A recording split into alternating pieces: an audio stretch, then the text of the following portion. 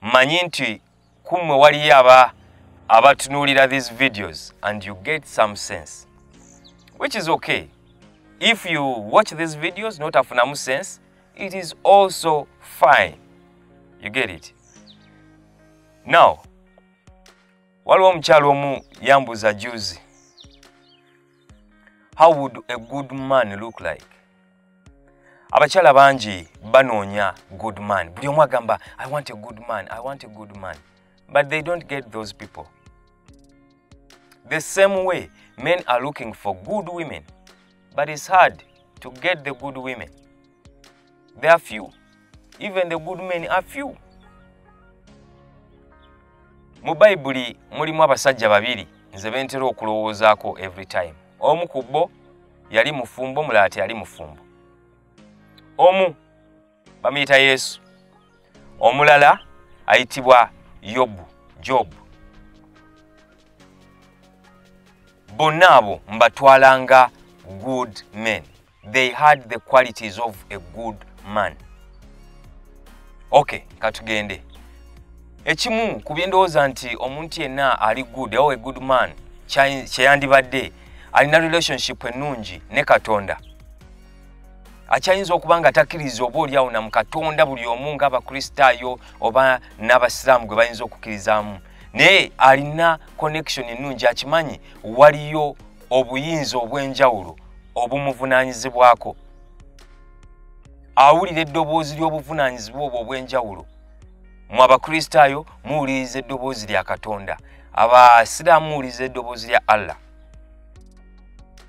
Alina relationship ennungi n'omutonzi, in other words n'omutonzi eyamuteeka mu nsi. Lwakuba good man omuntu oyo alina good relationship n'omutonzi, kimuvunaanyizibwako okubeera ne relationship ennungi n'abantu abamwetoolodde. Kitegeeza alina good relationship n'abantu abamwetoolodde. Tunuulira omuntu engeri gy'ayisaamu abantu abamwetoolodde, ojja kumanya relationship ki gy'alina wakati we ne Katonda. So akimanyi kimuvunaanyizibwako abantu abamwetoolodde okuba nga bahandolinga mu ngeri ennungi, engeri ey'obuvunaanyizibwa, kubanga nabo bitonde byamutonzi. Omuntu oyo amanyi nti alina okulwana mu nsi eno, okubaako kyakola, okubaako kyafuna, mulwanyi mu nsi, okulaba nti ayimirizaawo abantu be. Kubanga alina relationship ennungi n'omutonzi, alina relationship n'abamwetoolodde, akimanyi alina obuvunaanyizibwa okulabirira abamwetoolodde. Kitegeeza akola nnyo. Alina okwerabirira ye kennyini obulamu bwe bubeere bulungi, kubanga tasobola kubeera na bulamu bubi n'oba ng'osobola okuweereza omutonzi. Aba mulwanyi mu byenfuna, alwana okufuna akasente, si mu bubi, alwana makuba amatuufu amalungi okufuna ensimbi ezisobola okulabirira abantu be, ate n'okuba ng'asobola n'okuddiza kwoye yamutonda. Actually akola n'omulimu gwe, bwe guba mulimu gwa kubuulira njiri, addiza Mukama ku ebyo by'aba afunye. Omuntu oyo akuuma omubiri gwe nga mulamu, because akimanyi eyo tempo ya Mukama eri mmwe Abakristaayo. Naye tukimanyi bulungi nti omuntu alina a healthy life, ali obulungi, omubiri gwagukumanga mulamu, tagenda kulumbibwa ndwadde. Omuntu atalumbibwa ndwadde, kitegeeza asobola okuweereza bulungi abantu abamwetoolodde, asobola n'okuweereza obulungi omutonzi.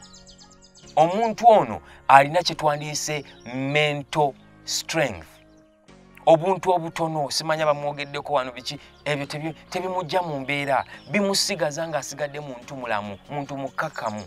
Embeera ne bwemutabukira etya, ne bwe babeera boss ku mirimu nga be bamuvuma, bamukakatikako kino, bamukola kino, taterebuka, asigala mukkakkamu. Omuntu oyo ali mentally strong. Pressure yonna emuteekebwako asobola ogihandolinga calmly, ng'ate talina gwalubiza, taluwanye. Mutera nnyo okulaba abantu eyo yo olumugambako ekintu oba oli amuvumye buvumi ng'afunya bikonde kulwana. Omusajja oyo alina kye bayita emotional intelligence, gattako emotional balance, ali emotionally strong. Omuntu alina emotional intelligence, kitegeeza nti atunuulira abantu abamwetoolodde n'amanya nti gundi oyo alina ekizibu. bwe kiba kyetaagisa okubaako obuyambi bwamuseetulira n'abusembeza. Asoma abantu n'amanya nti gundi anyiize, gundi bw'aba anyiize muyisa ntya.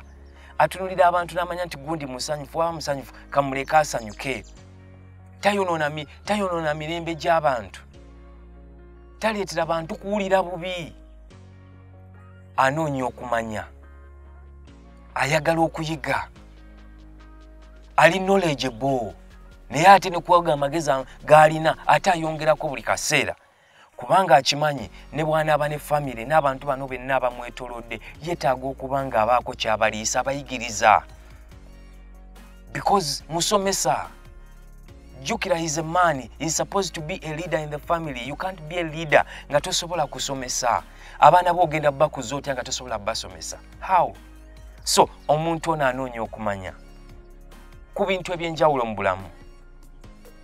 Kyova olaba ye musajja gw'ojja n'obuuza ekintu bwe kiti n'aba ng'alina ansa yaakyo, n'obuuza ekikwatagana na kino n'aba ng'amanyi obulamu ansa entuufu.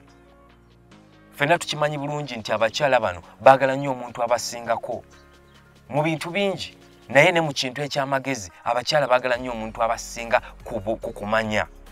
Ali knowledgeable, ebintu abiraba mu ngeri etali y'abasajja ba bulijjo bwe babirabamu. Omusajja oyo qualities ezo ze nkumenyedde ze zimu ku musajja gw'ogamba nti he is a good man z'alina. Nze ze nsobodde okugirayo mu kaseera kano. Ezo ze zimu ku qualities. Njagala weetegereze ekintu kye ngenda okugamba nti abasajja abo bemmenye, a good man tatya kubeera yekka. Ekyo njagala okimanyi. Omusajja gwe bayita a good man alina ebyo byonna ng'abitereezezza mu bulamu bwe, emotionally, mentally, alina communication ennungi n'omutonzi. Omuntu oyo alina a healthy body, he has worked on himself like body wise, ali knowledgeable. Abantu abo tebatya kubeera bokka. Jesus was not married, he was alone, but he was a good man. Yobu mukazi we nga naye ayagala muvaamu amugambye nti weegaane Katonda ofe. Yobu yamugamba oyogedde ng'abakazi abasirusiru. Already your communication yali yamugamba nyabo nkutadde mu ttuluba ly'abali. Bwe kiba kitegeeza gwe kunviira nviira naye siva ku Katonda. Good men are not afraid to stay alone if it means staying alone. We say no one is perfect. Do you want to tell me there are no good men? Good men are out there, but they are few. So few, because to become a good man, you have to put in the work. And only a few people in this world are willing to put in the work. Those few good men can spot a good woman from a distance.